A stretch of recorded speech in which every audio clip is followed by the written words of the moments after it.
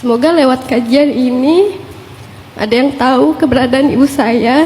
Mudah-mudahan FYP ya Mbak ya. Amin. Amin. Biar sampai kepada ibunya. Baru kali ini saya berharap FYP.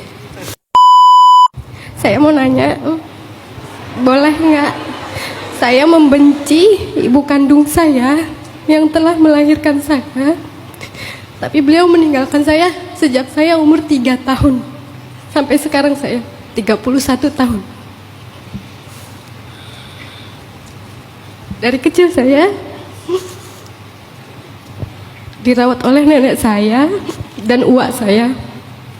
Saya hanya tahu nama ibu saya di rapot SD saya.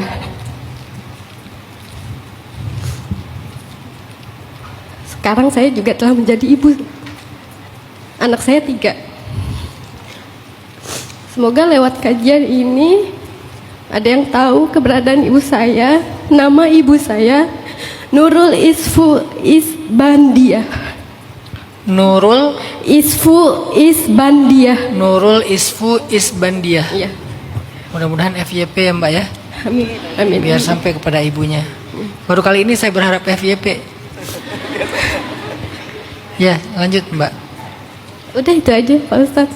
Saya cuma mau nanya, bolehkah saya membenci beliau karena telah meninggalkan saya.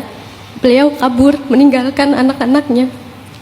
Kalau ayah Ayah juga meninggalkan saya di usia yang sama, di usia yang sama. karena mereka divorce, Iya, ditinggalkan di nenek. iya.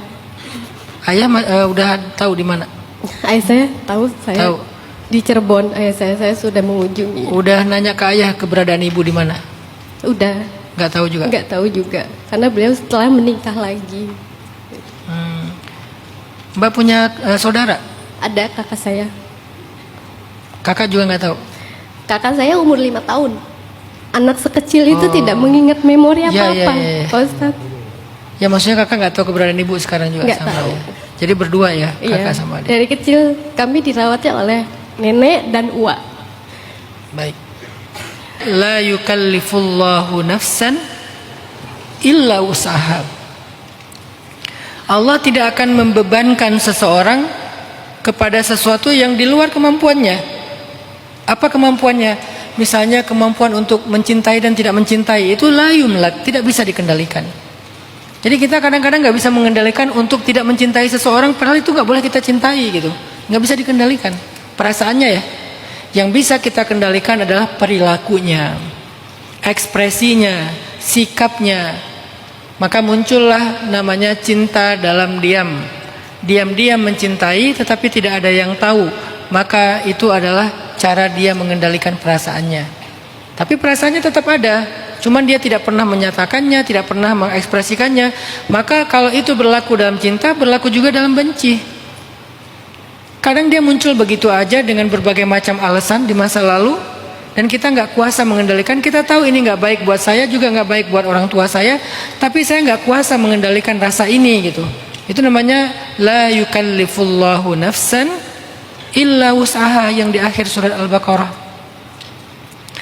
Kemudian setelah Allah menjelaskan hal-hal yang tidak bisa kita kendalikan, Allah mengajarkan kita doa.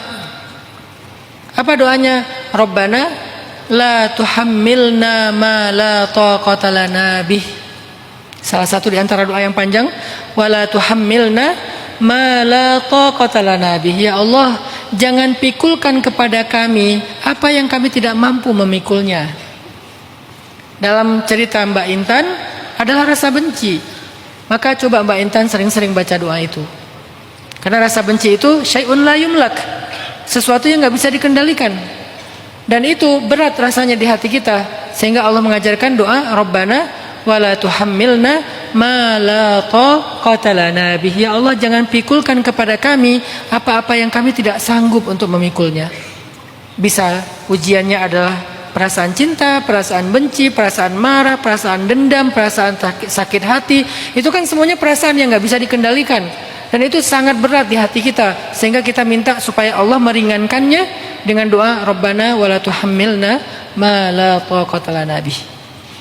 Jadi saya nggak akan memberikan fatwa tentang boleh dan tidak boleh, karena kata boleh itu menjadi validasi, kata tidak boleh itu menjadi judgement. Saya lebih suka memotivasi Mbak Intan untuk mengambil sebuah langkah-langkah yang insya Allah konstruktif buat mentalnya Mbak Intan. Konstruktif juga kelak buat hubungan antara Mbak Intan dengan orang tua. Apa? Rabbana la tuhammilna ma la taqata lana bih. Dan kita doakan semoga Mbak Intan suatu saat di waktu yang tepat, di waktu yang nyaman, Allah pertemukan kembali dengan ibunya. Dalam keadaan yang lebih baik, dalam keadaan yang Allah sama-sama meridhai keduanya insya Allah.